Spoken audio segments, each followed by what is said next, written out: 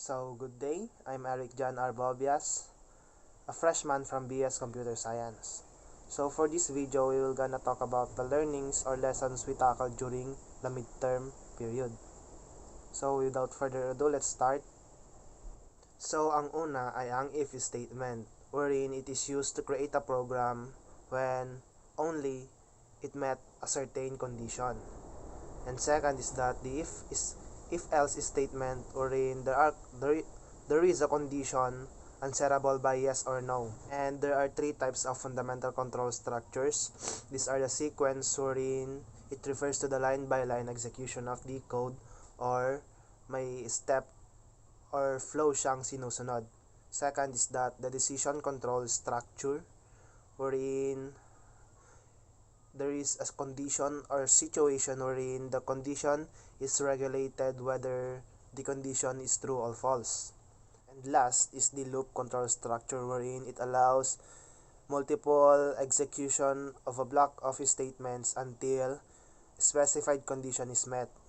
So, under decision control structure, meron tayong three types. The if-else, and switch statement. Na-discuss ko na kanina yung dalawa, yung if and if-else. And last is yung switch, na there are certain expression na kinukumpara into the block of codes or into the cases wherein kung ang isang code ay nag-true or ang isang case ay nag-true, the cases after this case will not be executed. So next is the repetition or loop control statement na may tatlong types: the for, while, and do while statements. So ang repetition or loop control statement is that ina-allow niya ang repetition of block of codes until masatisfy ang condition. So ang first type is the for loop, which is used when you know already the number of times you want to repeat or loop through the block of codes. Next is the while loop condition, wherein condition is evaluated first before the statement inside the loop. And last is the do while loop, wherein statements inside the do while is executed first before the condition is evaluated. So these are the sample codes for if na dina-determine whether the integer is a positive. Here is for if else, whether the integer is positive or equal to 0 or negative. And this is the switch statement, wherein nag-add siya or subtract, multiply, or divide into the two numbers. And this is the example of for loop statement. If 1 is less than or equal to 5 and plus. And this is the while statement.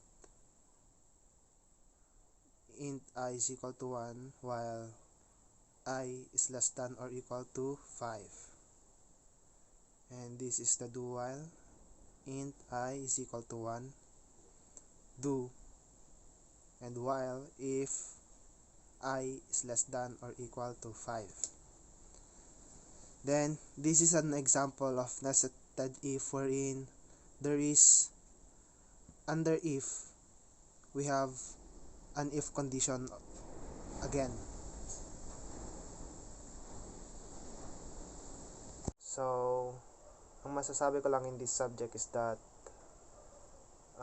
even na online siya is may mga ways talaga na ginagawa para lang matutunan namin yung mga lessons during this midterm, like sa YouTube and through online meet.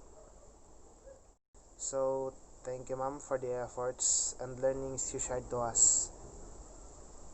All that I dream, 18 every day. Sun.